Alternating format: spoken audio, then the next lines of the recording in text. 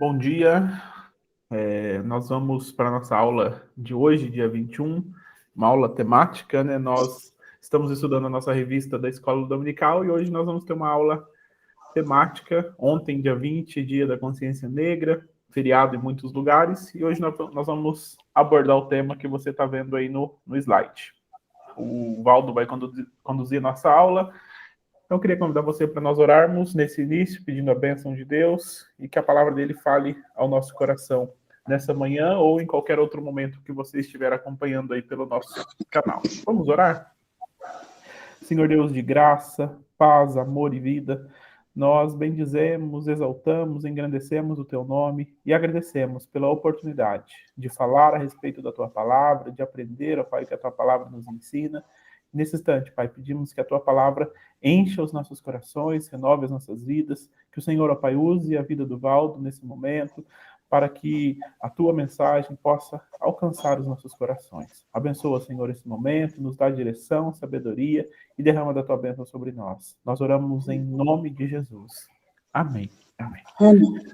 Valdo, fique à vontade. Boa aula. Obrigado. Bom dia a todos. Como o pastor falou, então a gente hoje faz uma pausa, né? Abre um parênteses aí nos estudos da revista, que está estudando sobre maturidade cristã.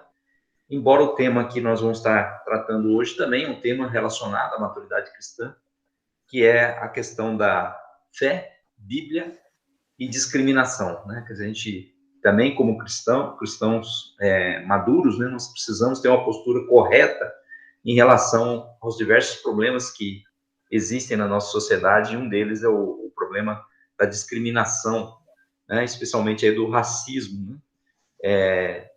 Então, esse é o nosso estudo hoje, em comemoração, né, ao Dia da Consciência Negra, que foi ontem. E então, nós vamos estar trabalhando nesse tema, que não é um tema muito discutido, geralmente, nas igrejas, mas que é um tema importante, que deveria estar sendo discutido mais, né? Então, nós estamos tendo a oportunidade também aqui na nossa igreja de estar discutindo esse tema. Nós vamos ler 3 textos bíblicos, né? O principal, o inicial é esse de Tiago 2, capítulo 2, né? Versículos de 1 a 9. Então, eu vou projetar aqui o texto, né? Opa. Então, Tiago 2, versículos de 1 a 9, diz assim: meus irmãos, como crentes em nosso glorioso Senhor Jesus Cristo, não façam diferença entre as pessoas, tratando-as com favoritismo. Suponham que na reunião de vocês entre um homem com anel de ouro e roupas finas, e também entre um homem pobre com roupas velhas e sujas. Se vocês derem atenção especial ao homem que está vestido com roupas finas e disserem: aqui está um lugar apropriado para o Senhor, mas disserem ao pobre: você fica de pé ali ou sente-se no chão, junto ao estrado onde ponho os meus pés, não estarão fazendo discriminação, fazendo julgamentos com critérios errados? Ouçam, meus amados irmãos, não escolheu Deus os que são pobres aos olhos do mundo para serem ricos em fé e herdarem o reino que ele prometeu aos que o amam? Mas vocês têm desprezado o pobre. Não são os ricos que oprimem vocês? Não são eles os que os arrastam para os tribunais? Não são eles que difamam o bom nome que sobre vocês foi invocado? E se vocês de fato obedecerem à lei real encontrada na Escritura que diz: ame o seu próximo como a si mesmo, estarão agindo corretamente. Mas se tratarem os outros com favoritismo, estarão cometendo pecado e serão condenados pela lei como transgressores. Amém. Esse texto fala explicitamente sobre a questão da discriminação, e existem vários outros textos na Bíblia que falam sobre esse assunto. Então, na verdade, esse é um assunto que a Bíblia nos orienta, nos traz orientações, né? Então, não é um assunto em que a Bíblia é omissa, né? Muitas vezes nós temos sido omissos em relação a tratar desse assunto. Muitas vezes nós não temos, nós temos fugido dele ou não temos enfrentado, né, esse problema, esse assunto. Mas a Bíblia é clara, né? E nesse texto que nós lemos aqui de Tiago, né, ele está falando de não tratar ninguém com favoritismo e nem fazer discriminação de ninguém, né? E isso pode ser feito de diversas formas. Aqui no texto fala da questão do rico e do pobre, né? Que inclusive um dos autores aí, das pessoas que eu vou citar aí no estudo, né? Um professor aí aposentado da USP, né? Ele comenta que o racismo no Brasil ele está muito mais preso nessa questão de classes sociais. Há um problema muito sério quando a pessoa é negra e pobre, né? Então, isso gera uma desconfiança muito grande. A gente vê aí, ultimamente, tem visto várias notícias, né, relacionadas a esse aspecto, né? Inclusive, denunciaram uma loja lá no Ceará, né, que tinha um código através do alto-falante, quando uma pessoa negra, aparentemente pobre, entrava na loja, que, portanto, não deveria ter condições de estar comprando na loja, então, se ela entrou lá, ela queria roubar. Então, e aí havia um código, quando essa pessoa entrava, que já algum funcionário da loja já ficava de perto para vigiar, né? Então, essa situação, a situação do cliente lá que foi morto no supermercado por causa de discussões, de problemas. Então, quer dizer, há uma discriminação muito grande e quando junta essas duas situações, a pessoa é negra e a pessoa é pobre, então essa discriminação é muito maior ainda. E nesse texto que nós lemos, Tiago orienta claramente que nós que somos crentes em Jesus não devemos fazer isso, né? E não devemos desprezar o pobre. E nós devemos buscar amar a todos, né? Como diz aí, ame seu próximo, né? Então, na verdade, o nosso estudo ele está muito ligado a isso, quer dizer, não praticar a discriminação, né? O tema, então, é fé, Bíblia e discriminação. Então, a Bíblia fala muito sobre isso. A nossa fé tem que nos levar, então, a rejeitar a discriminação, não discriminar, né? E, mais do que isso, não desprezar o pobre. E, mais do que isso, amar o próximo como nós mesmos, né? Então, esse é o aspecto que nós vamos estar tratando aqui no nosso estudo de hoje. Então, inicialmente, quando eu falo inicialmente aqui, antes da introdução, eu queria fazer uma pergunta. Existe racismo no Brasil? Quiserem responder aí. Existe? Tem muita gente que afirma que não existe, né? Mas a gente pode ver nos dados, né, que existe. Então, eu trouxe aqui um infográfico publicado pela revista Ultimato, né, que traz uma série de informações. Então, ele chama Brasil, um retrato em preto e branco, onde ele faz uma comparação e, a partir desses dados, a gente pode tirar nossas próprias conclusões, né, e que dificilmente a gente vai conseguir, olhando para esses dados, concluir que não há racismo no Brasil. Como são várias informações aqui, eu vou fazer um zoom aqui em cada um dos aspectos, né? Primeiro aqui, dados gerais. A população brasileira, a composição étnica brasileira, né? Ela é formada por 45,5% de brancos, né? Então, 45,5% de brancos, 8,6% de negros e 45% de pardos, né? Negros e pardos são considerados aqui como negros nessas estatísticas. E tem os indígenas também, os amarelos, né, que são classificações que são feitas, classificações étnicas, que são feitas pelo IBGE, né?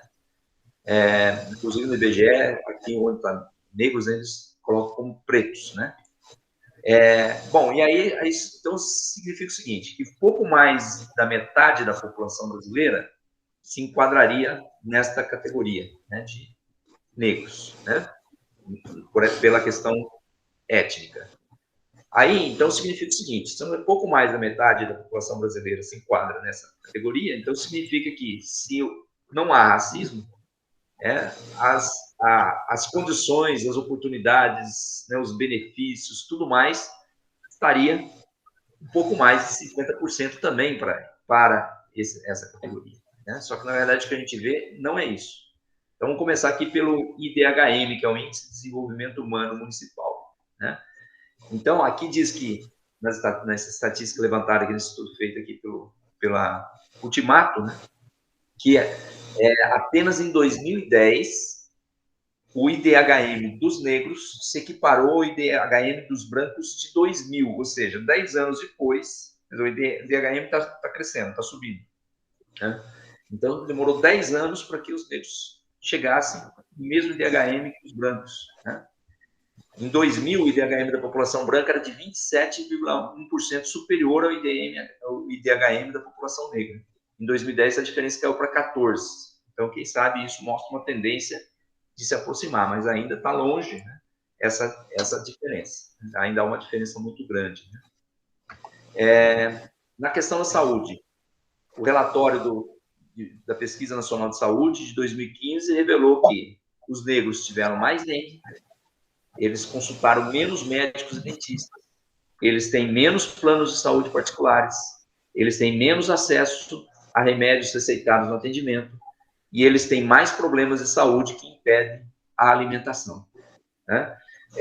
Isso sem falar em outras questões. Assisti uma palestra um tempo atrás sobre a questão da violência obstétrica, né? Onde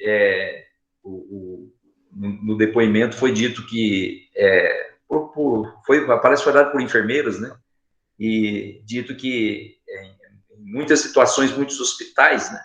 Quando uma mulher negra vai dar à luz, ela recebe uma dose menor, né, de anestesia, considerando que ela, teoricamente, ela teria mais resistência à dor. Né? Então, veja que situação que existe. Né? Então, a discriminação chegando nesse aspecto também. Né? Aqui tem alguns depoimentos com relação à questão de pessoas negras nas igrejas, também falando sobre a questão da discriminação, que ocorre muitas vezes nas igrejas. Né? Violência, né? Todo ano 23.100 jovens negros de 15 a 29 anos são assassinados, que significa 1 a cada 23 minutos, 63 por dia, né? E dos jovens dessa idade que são assassinados, 77% são negros. Né? Então, por quê? Por causa justamente dessa associação, né, racista, né, de que o negro ele é bandido, ele é ladrão, ele é assassino, né? E muitas vezes no embate com a polícia, numa situação, eles acabam, mesmo que sejam inocentes, acabam muitas vezes sendo assassinados porque são confundidos com quem estivesse praticando um crime. Então, isso também é fruto do racismo, da discriminação que existe. Né? Encarceramento, né? Prisão, 67% é o percentual de negros em média nas cadeias brasileiras, ou seja, 2/3 dos presos são negros. Por quê? Eles são mais criminosos do que os brancos? Eles cometem mais crimes do que os brancos? Né? Será que é isso? Né? Em alguns lugares, inclusive, isso chega a ser maior ainda. Né? Quer dizer, no Acre, Amapá, Bahia, Amazonas, 90% dos presos são negros. Né? Então, isso é outra situação relacionada a dados aí com relação à questão da população negra. Né? Escolaridade. Então, aqui a gente tem uma comparação, né? Pessoas com 12 anos de estudos ou mais, 22% branco, 9,5% negros. Né? 2 anos ou mais, né? 25% brancos, 12 negros. E aqueles que têm menos de 1 ano de estudo, aí os negros são maiores, 14,4% contra 7,4%. Ou seja, a população negra tem menos acesso à educação. Né? Em 2015, 12,8% dos negros entre 18 e 24 anos chegaram ao nível superior. Essa porcentagem equivale a menos da metade dos jovens brancos com a mesma oportunidade. Então, isso ainda, em 2015, ainda já havia melhorado um pouco essa situação, era pior ainda, né? Melhorou um pouco por causa da implantação do sistema de reserva de vagas, das cotas, né? Que acabou, então, permitindo, né, que um número maior de pessoas negras chegassem à universidade. Em qualquer grupo etário, inclusive entre aqueles em idade escolar, a taxa de analfabetismo entre negros representa mais do que o dobro da taxa relativa à população branca. Então, tudo isso são coisas herdadas, né, da época da escravidão, né, então, desde lá, né, o negro tem que, entre estudar e trabalhar, tem que optar pelo trabalho, porque não tem outra condição, né? E, para finalizar, os dados aqui, a renda, né? Então, aqui, a renda domiciliar per capita, dados de 2010 aqui, né? A renda domiciliar per capita média da população negra era R$ 509 em 2010. A da branca, R$ 1.097. Tá? Os negros que estudam até o ensino médio ganham, em média, 90% do que ganham os brancos na mesma situação. E os que têm curso superior ganham 80% do que os brancos ganham em igual qualificação. Entre pessoas que ainda vivem em situação de extrema pobreza, 70,8% são negras. E entre os mais ricos do mundo, a população 1% mais rica do mundo, 20% apenas são negros. Tá? Então, esses foram os dados que a Ultimato levantou e acho que nos ajuda a responder, né? Existe racismo no Brasil? Existe racismo no Brasil? Com certeza existe. Porque se não existisse, né, haveria muito mais, esses números seriam muito mais favoráveis à população negra, até porque ela é a maioria, ela é um pouco maior do que a metade da nossa população. Então, isso mostra a situação que nós vivemos, né? E aí, então, vem a nossa discussão hoje. Né? Mas, né, se existe essa discriminação, o que nós podemos fazer? Né? O que nós devemos fazer? Então, vamos agora entrar na introdução, né?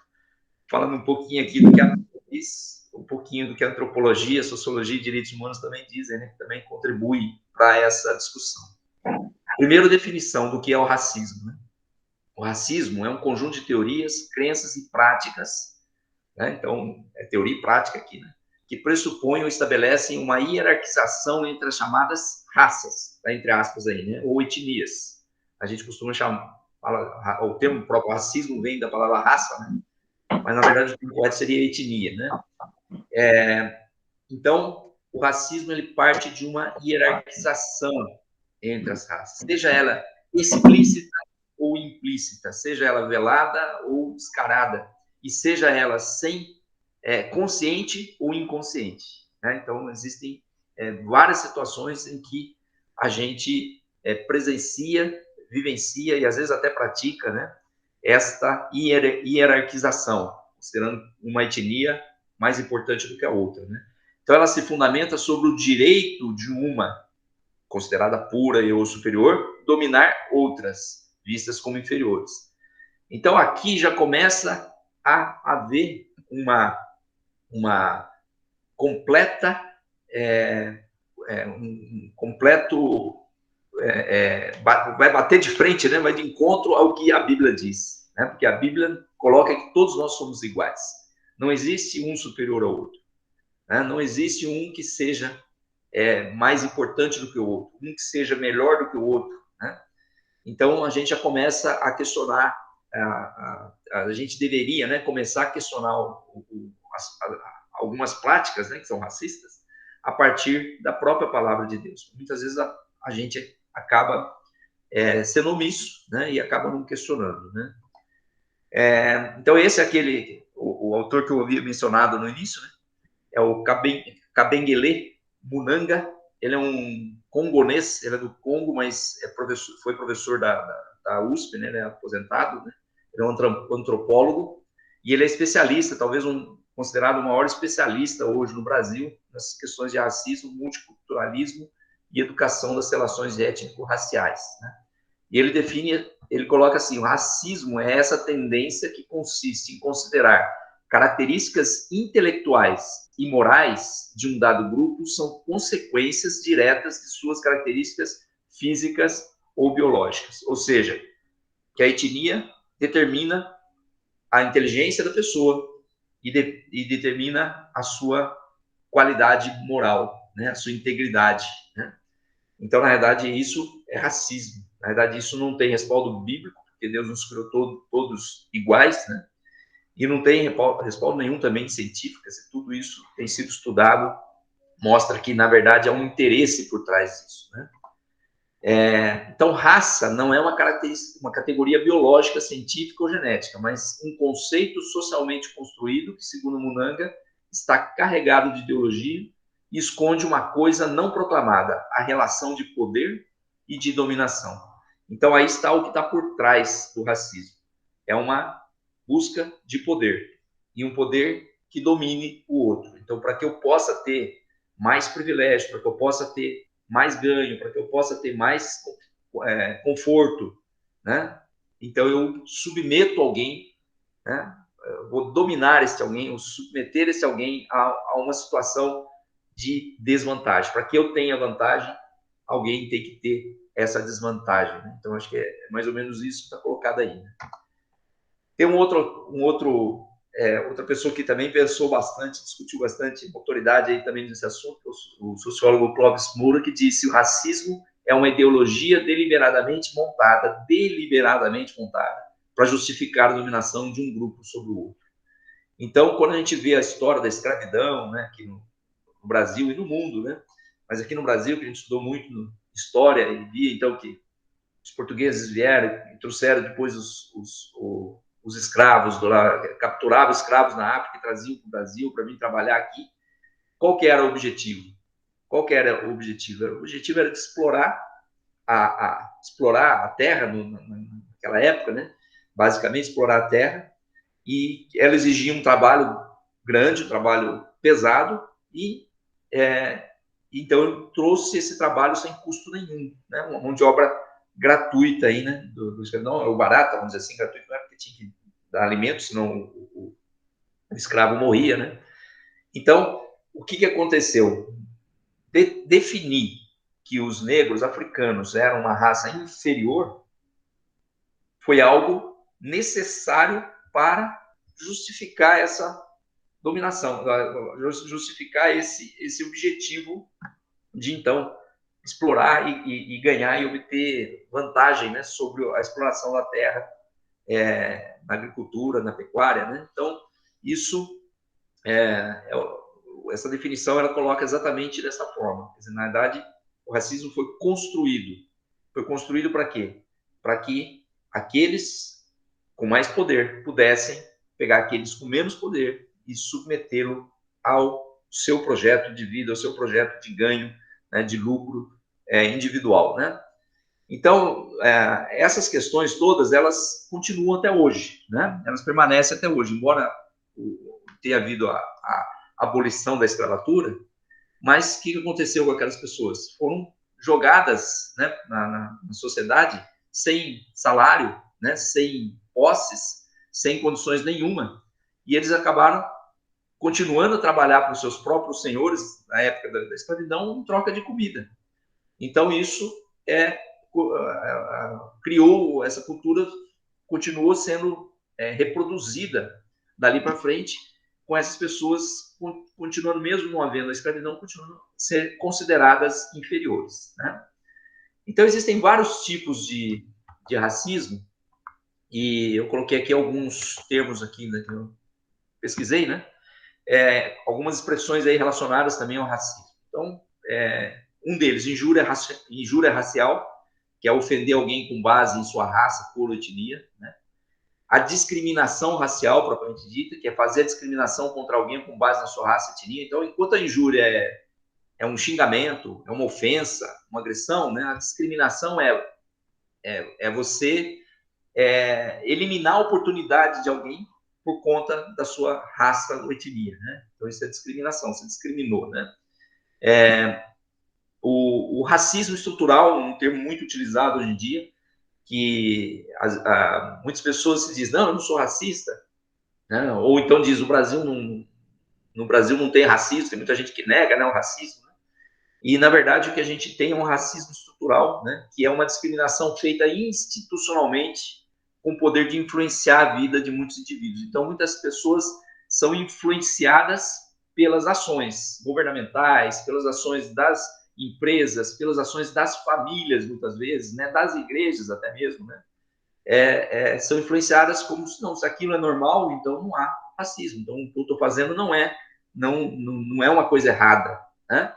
Então, esse é um inimigo, né, a ser vencido, né? Porque o racismo estrutural é que permeia, né, faz com que as ações, as práticas racistas sejam feitas, né, sem que haja o remorso, a dor, o peso na consciência, né?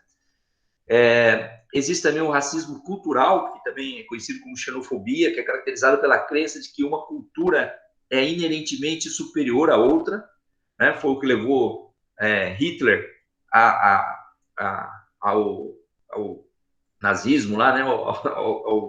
Aquilo que ele a uma busca de uma sociedade com uma raça perfeita que na verdade não tinha fundamento, né? Então, esse tipo de situação ainda acontece hoje em vários grupos. A gente vê hoje muitos grupos neonazistas surgindo, né? E muitas situações ainda enraizadas em diversos países do mundo, diversos governos, inclusive, né? De superioridade racial, né?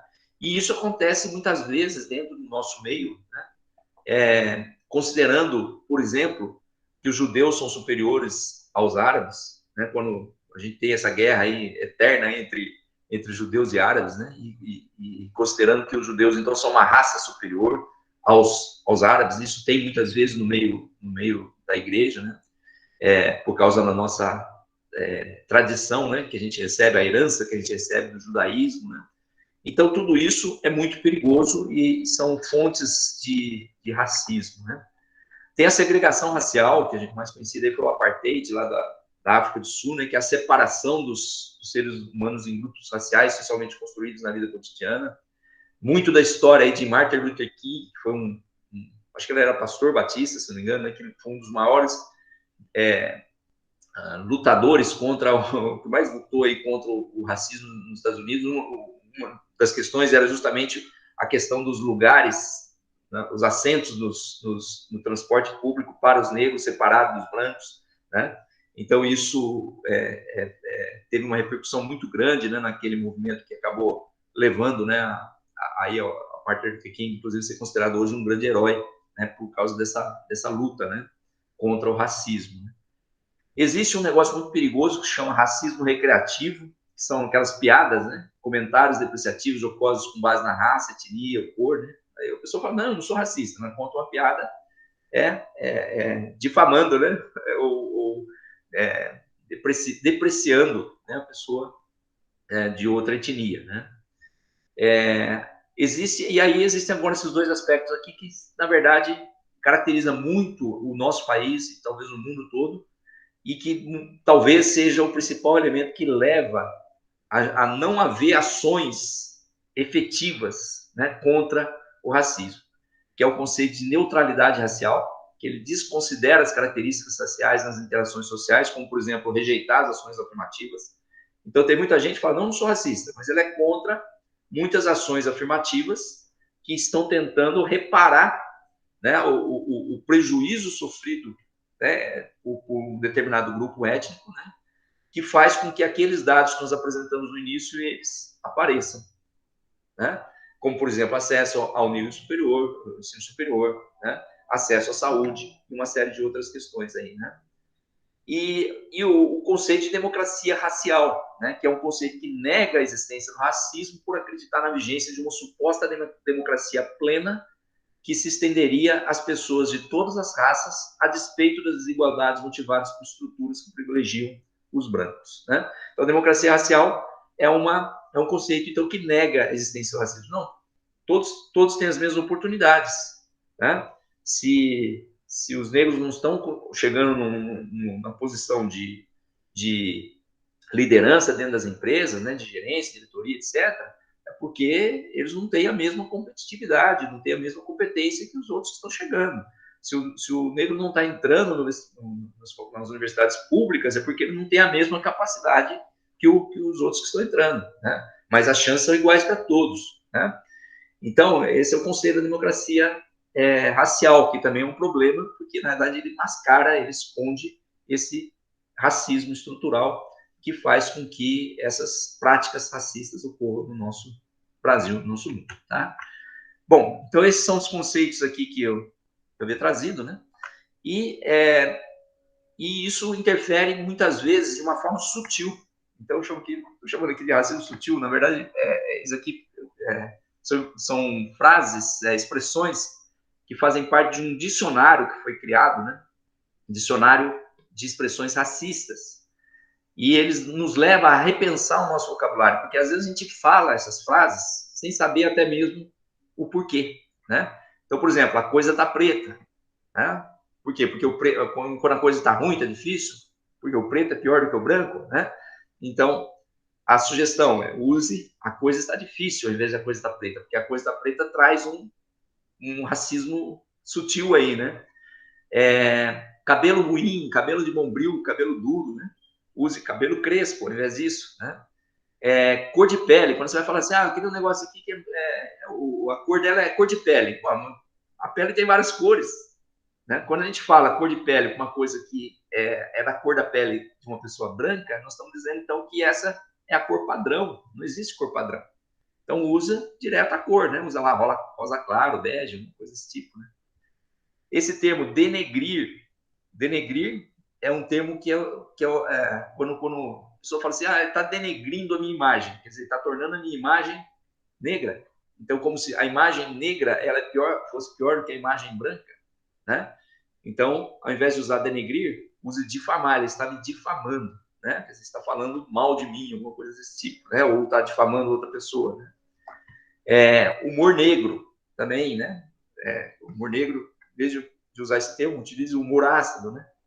Inveja branca, que é utilizada quando você tem uma inveja, a pessoa fala, você tem uma inveja boa, né? Estou com uma inveja boa de você aqui, né? Uma inveja branca. Ué, então quer dizer que a branca é boa e a negra é ruim, né? Use apenas a palavra inveja, né? Lista negra, quando é uma lista de alguma coisa ruim, né? Então, usa aí, lista proibida, lista restrita, mas não lista negra. Né? Mercado negro, né? Quando é uma coisa clandestina, fora da lei, né? Então, use mercado clandestino, né? Que é muito melhor, né? Aqui não é com relação a negro, mas com índio, né? Passeio de índio. Você faz uma viagem lá, deu tudo errado, né? Então, um passeio de índio, né? Em vez de usar passeio de índio, use um passeio chato, um passeio frustrado, alguma coisa desse tipo, né? Outra expressão, quando a coisa está uma bagunça, uma confusão, né? Samba do crioulo doido, também é pejorativo, é sutil, né? E trabalho de preto, quando a gente fala uma coisa, esse negócio aqui é um trabalho de preto, né? Não, tá errado, né? Porque o trabalho de preto é por causa que era o escravo que fazia, né? Coloca um trabalho errado, um trabalho ruim, né?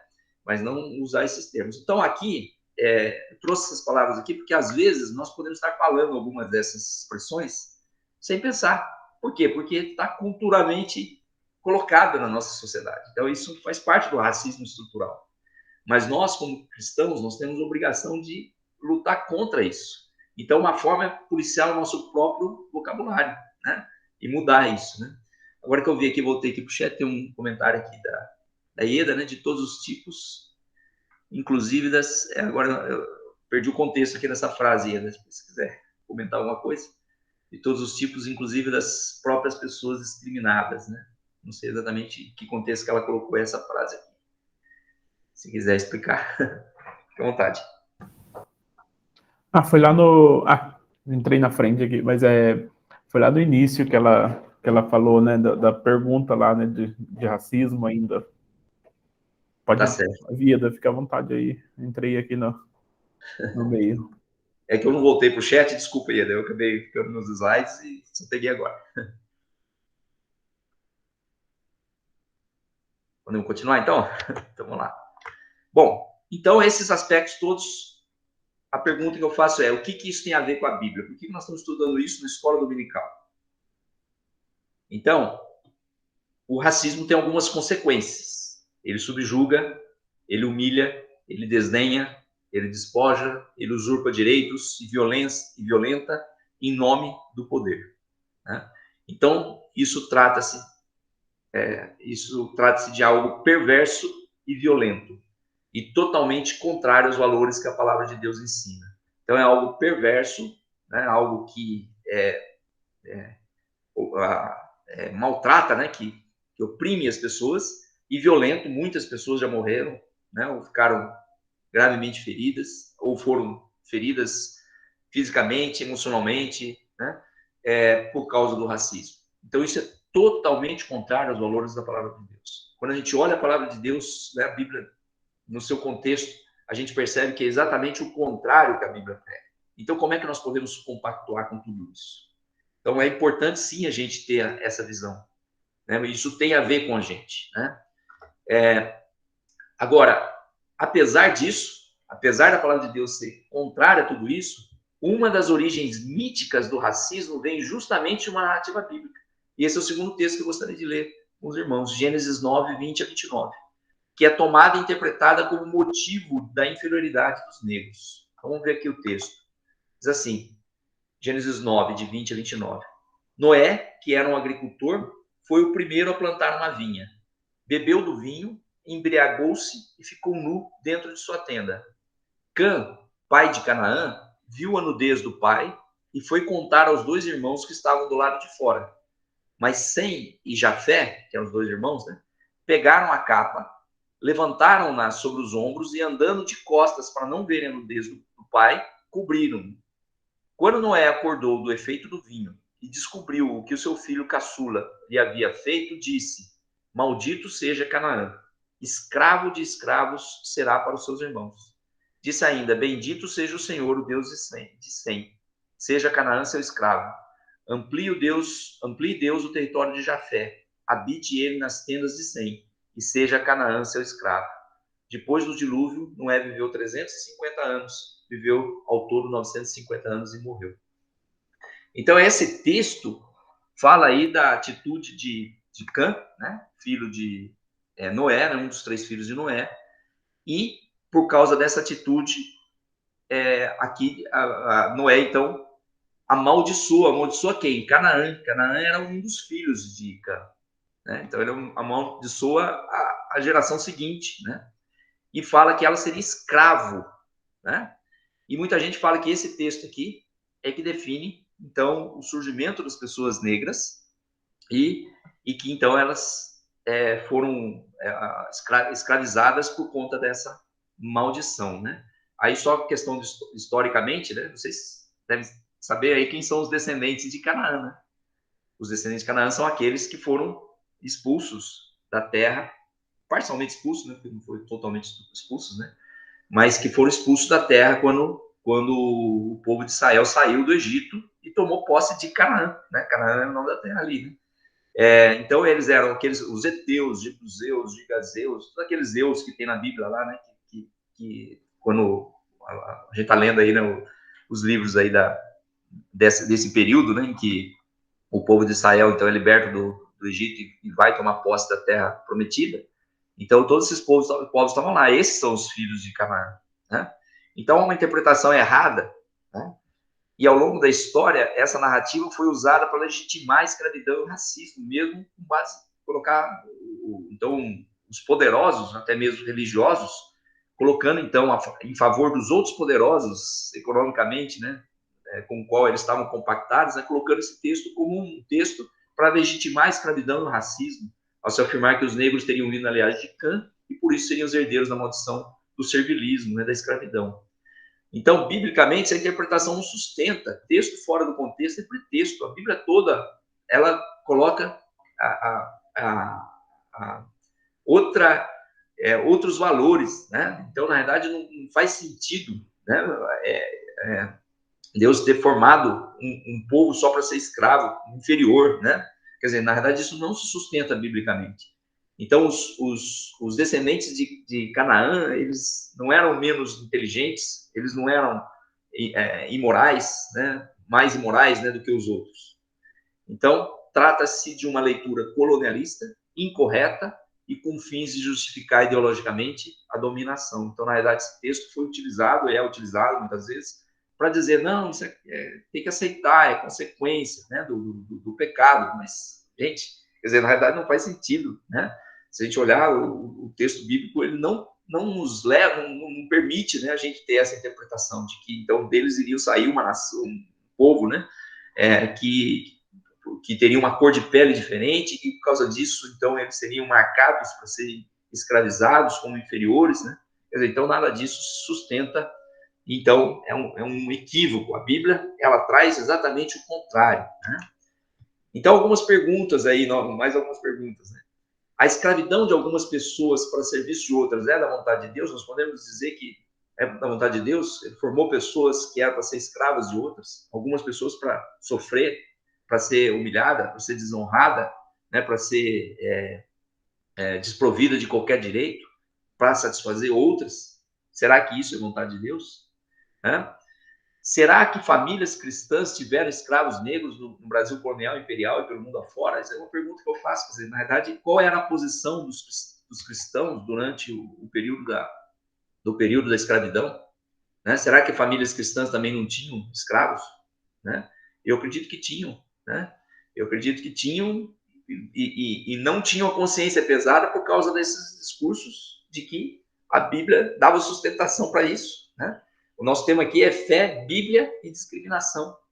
E a gente tem que olhar a Bíblia com profundidade e ver que não há sustentação para isso. Né? Então eu pergunto, não lhes pesava a consciência dessas pessoas? Né? Quais os motivos que levaram muitos cristãos a apoiarem a escravidão ao longo do tempo? Né?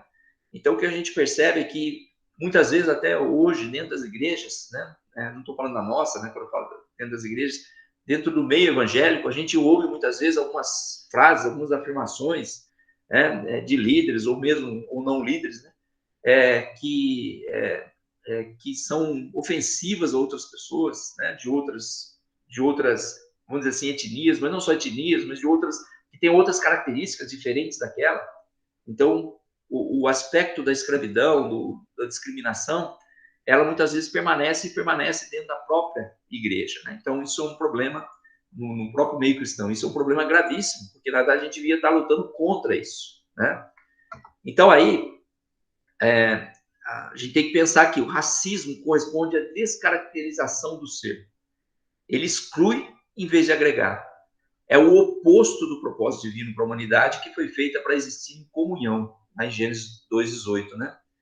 Então, além disso, o racismo homogeneiza, desumaniza e coisifica as pessoas. Os escravos eram comprados como coisas, né? Então, havia feiras lá onde os negros eram colocados, né, em exposição para que as pessoas fossem lá e comprassem, né? Não é só o racismo que faz isso, tem muitas outras coisas, né? A gente vê hoje muito uma coisificação das pessoas muito grande, mas uma desumanização, né? Mas na Bíblia, nós não vemos isso nos planos de Deus.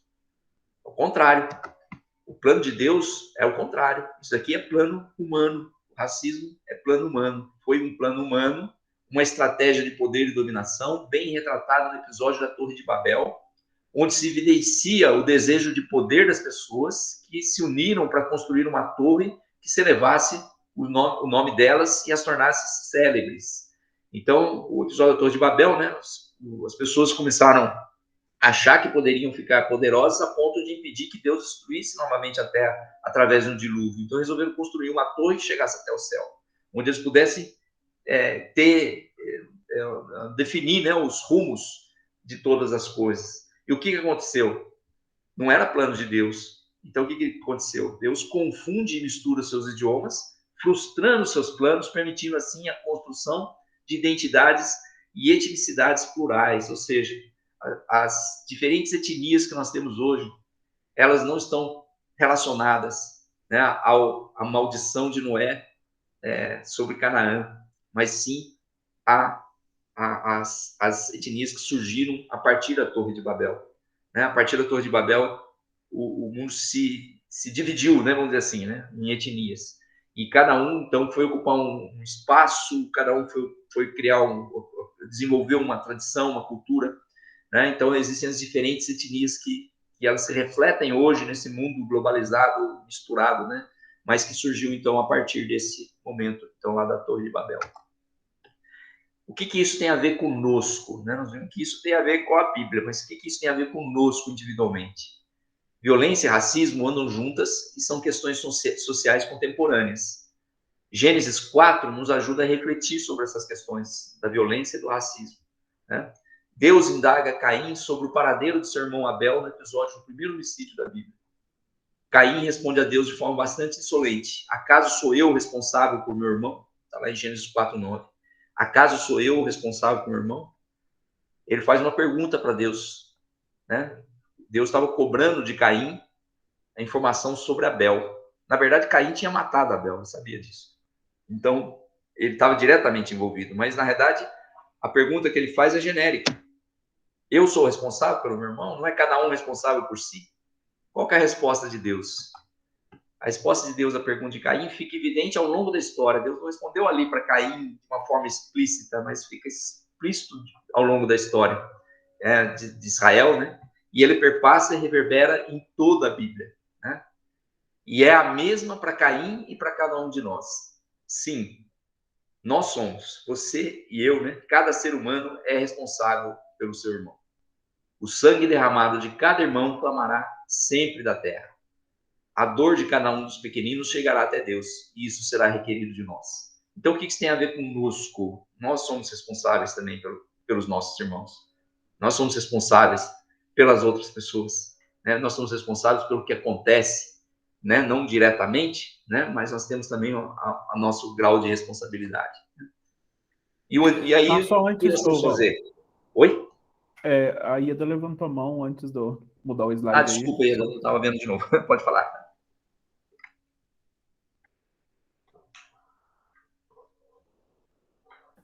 Ou bateu na tecla lá sem querer, não sei. Apareceu a mão levantada. Ai, desculpa, eu bati mesmo, sem querer. Não, sem problema então, achei que tinha pedido. Mas se quiser falar, pode falar, não tem problema. Não, é que a gente tô ouvindo, né, as colocações, e eu penso que a ênfase, né, claro, até em função da data de comemoração da consciência negra, a ênfase é muito dada sobre isso, né, mas eu penso que o racismo, ele é, o tema, né, racismo, ele é bem mais amplo do que se restringir a apenas essa questão, né. Eu vejo que na sociedade atual, essa questão do racismo é bem mais ampla, né? Com relação à mulher, com relação até à cultura que você falou, né?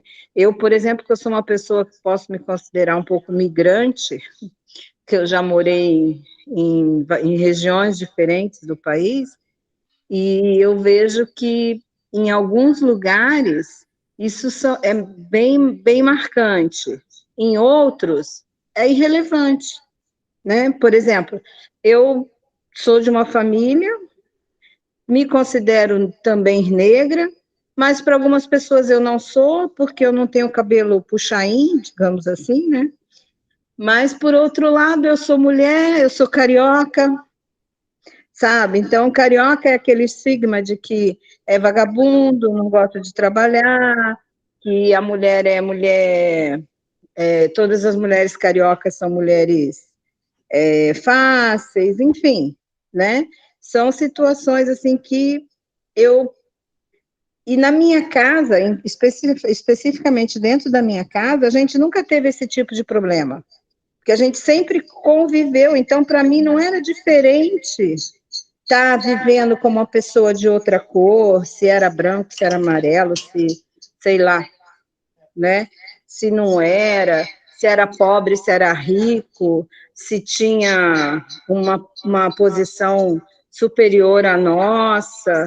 Não sei, acho que meus pais nunca influenciaram e trataram isso com muita naturalidade, que a gente acabou não absorvendo muito essas coisas. Tanto é que hoje em dia, quando alguém fala de racismo, eu fico pensando, nossa, mas eu não vivi isso.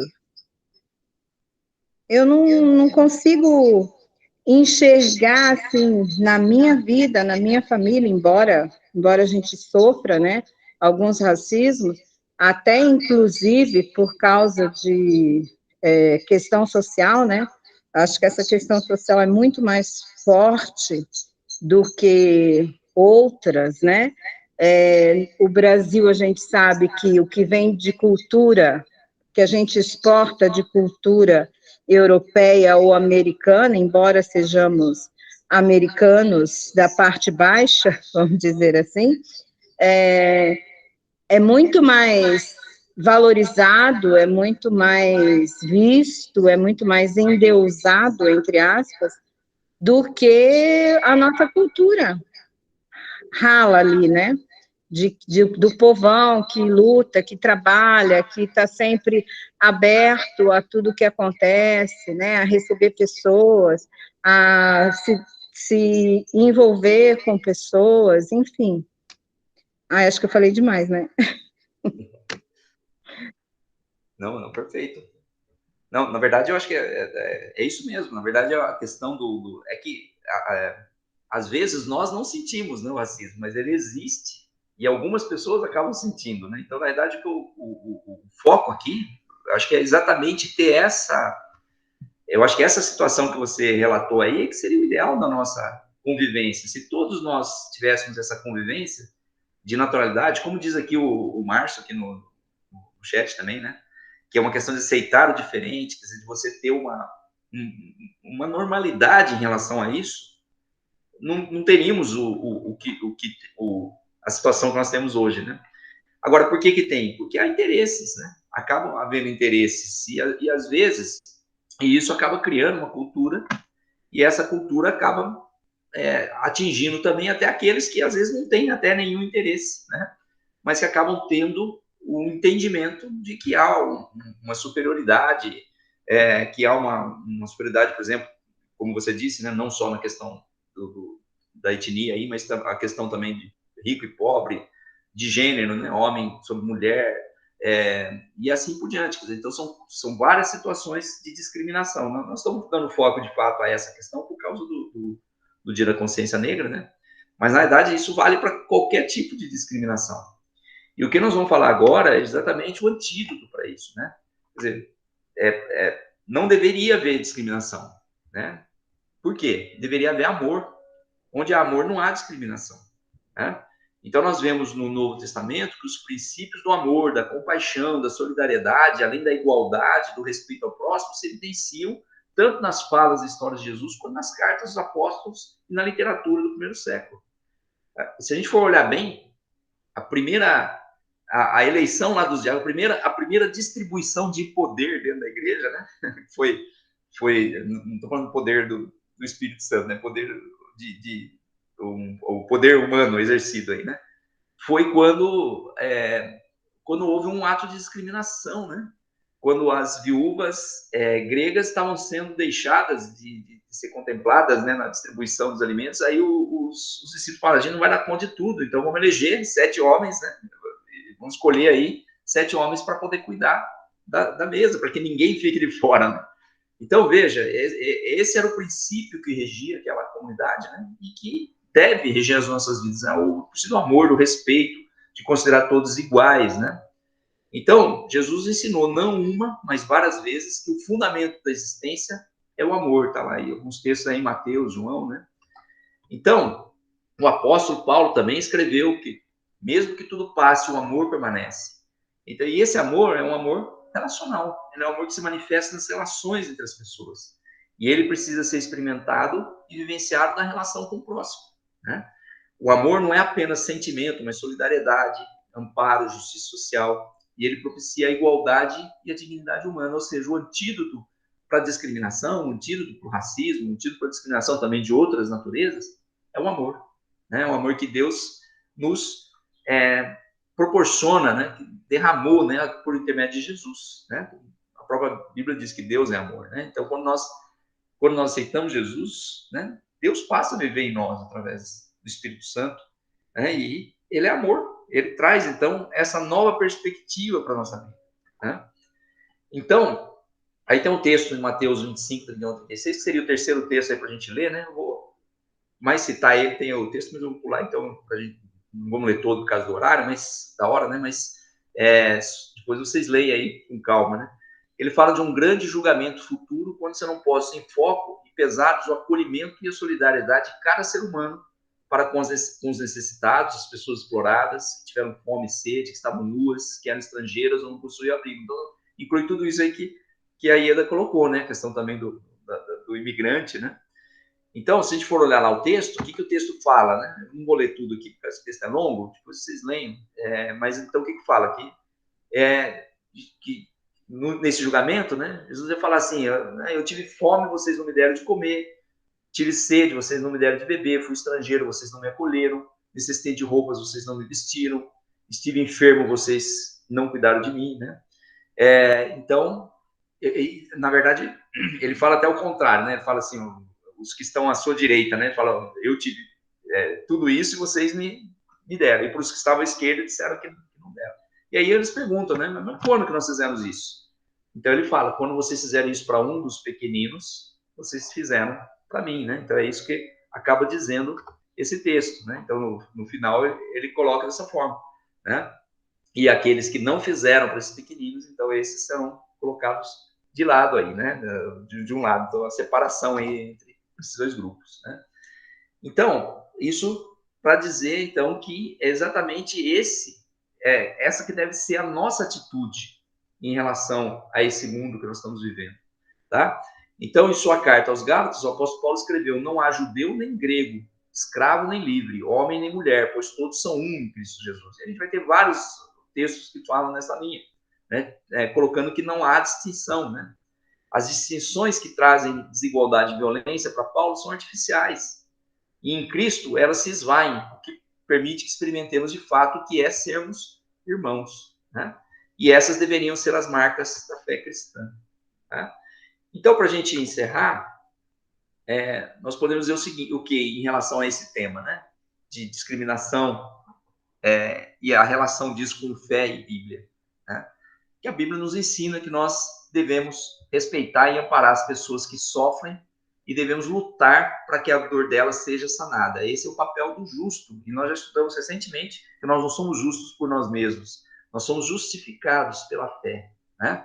Então está aí entra a fé aí, né? Se nós somos justificados, nós devemos, então, é nosso papel respeitar e amparar as pessoas que sofrem, lutar para que a dor delas seja sanada. Lógico que nós temos um poder limitado diante desse poder que está aí no mundo, mas nós podemos sim fazer alguma coisa, né? Então, pensando no racismo, trata-se de não o praticar, não ser racista. Então, não usar aquelas expressões que nós colocamos, não adotar as práticas do racismo. Mas, mais do que isso, há um chamado também a combatê-lo, né? O Martin Luther King tinha dito isso. Quem se omite ou se silencia diante de um conflito, ele acaba tomando o lado do opressor, né? Então, na verdade, a gente é chamado para combater, né? Então, a gente tem que ter ações no sentido também de combater na nossa vida, na nossa família, na nossa igreja, no nosso mundo, né? Então, ignorar a sua existência, a existência do racismo e os seus impactos, negligenciando nosso papel na construção de uma sociedade igualitária, é incoerente com o caráter de um cristão. Se há pessoas que estão sendo exploradas, que estão sendo violentadas, né? Nós temos que ajudar de alguma forma, né? Eu sei que isso é difícil, né? Não estou dizendo aqui que nós temos que sair aqui, virar todo mundo, né? Vamos fazer paralisar aí o mundo que nós estamos vivendo para consertar isso, que a gente não consegue, né? A gente tem uma limitação, mas também não podemos ficar parados, né? Assim, no sentido de aceitar tudo como normal, né? Essa questão. Então, nós temos que, pelo menos com as nossas palavras, né? Pelo menos manifestar a discordância dessas características, né? E aquilo que a gente puder fazer ajudar nessa ação, né? Então, se queremos nos parecer com Jesus, é necessário assumir para nós a responsabilidade legada por ele, de defesa daquele que é oprimido. Não é uma opção, a Bíblia coloca isso, né? Não é uma opção, não é uma escolha, é uma missão que precisa permear toda a nossa vida. Então, de novo, não temos capacidade, né, poder, né, por nós mesmos de mudar a situação que nós vivemos. A cultura nossa está endemoniada, vamos dizer assim, ela está, o mundo jaz no maligno, né? Mas nós precisamos lutar contra, com aquilo que a gente puder, né, da forma como a gente puder, com a oração, com as nossas palavras, com o acolhimento, né, com o amor ao próximo. Então, essas são atitudes que nós, como cristãos, podemos fazer. É a nossa missão. Como está colocado aí, não é uma opção, não é uma escolha que nós vamos falar. Essa causa eu não vou lutar por ela, né? Na verdade, nós deveríamos lutar para que essas situações de injustiça elas pudessem deixar de existir no mundo que a gente vive hoje, né? Então, a gente acabou tema é longo, né? Vamos passando um pouquinho do horário aí, né? Mas é isso, né? Que eu acho que o texto da lição aí, a base principal aí é esse texto da revista Ultimato, né? Ela nos traz a refletir exatamente sobre esse aspecto e considerar que a nossa atitude não pode ser uma atitude neutra aí nessa discussão. Tem que ser uma atitude em direção a ajudar, né? O mínimo que a gente puder fazer para ajudar a essa situação ser superada, né, no mundo que nós vivemos. Sabemos que não vai ser nesse mundo aqui, né, mas temos que avançar e chegar até o máximo que a gente puder. O Márcio colocou aí, né, algumas questões sobre esse tempo sendo potencializados politicamente, é verdade. E, no fim, acaba sendo mais discurso filosófico, motivação real de aceitação ao próximo. Exato. Não podemos correr o risco de ficar isso só no discurso, na teoria. Nós temos que colocar isso na prática nossa como cristão, para que justamente não seja uma coisa só de politicamente correto, né? Não é isso. A questão tem que ser algo que seja motivado pelo amor de Deus em nossas vidas, né? Que é o amor que inunda a nossa vida e que tem que ser refletido para fora também, né? Então era isso. Não sei se tem mais alguma questão, alguma discordância, dúvida, discordância. Fiquem à vontade, senão eu devolvo a palavra para o pastor para encerrar. Ótima aula, acho que é um tema que a gente precisa aprofundar, trabalhar e ser práticos, né? Pegando esse último comentário do Márcio aí também, né? Às vezes a gente vê várias ações ou questões acontecendo, mas sem a motivação correta, né? Que é essa do amor, que é essa do entendimento que todos são a imagem e semelhança de Deus, né? Que nós, como cristãos, possamos, desde as pequenas coisas, dos pequenos escolhas, atitudes, falas que nós temos, colaborar, né? Tomar essa iniciativa, essa decisão, e como parte da nossa missão de falar de Cristo, do amor de Cristo, de uma vida em que mostra o chamado de Deus para nós como igreja neste mundo. Muito boa aula, propícia ao nosso tempo. Valeu muito a pena escolhermos, falarmos desse tema hoje. Vamos orar para a gente encerrar e a gente faz a nossa foto registrando aqui o final e depois a nossa aula fica disponível também. Vamos orar? Senhor Deus, nós te bendizemos pela tua graça, amor, pelo teu chamado, pela tua orientação, pela tua palavra que nos dá a direção para tomarmos as decisões corretas em todos os nossos dias. Queremos, Deus, agradecer por esse momento de aprendizado da tua palavra e pedir, ó Pai, que o teu Espírito Santo trabalhe em nós e através de nós, para que possamos cumprir a sua vontade e fazer aquilo que o Senhor deseja. Obrigado, Deus, por cada pessoa presente nessa aula, por aqueles que acompanharão, Deus, em um momento posterior, e que o Senhor continue a nos ensinar para que coloquemos em prática o teu chamado, a tua missão em nossas vidas. Nós agradecemos e pedimos a tua bênção, orando em nome de Jesus. Amém. Amém. Meu celular acabou a bateria.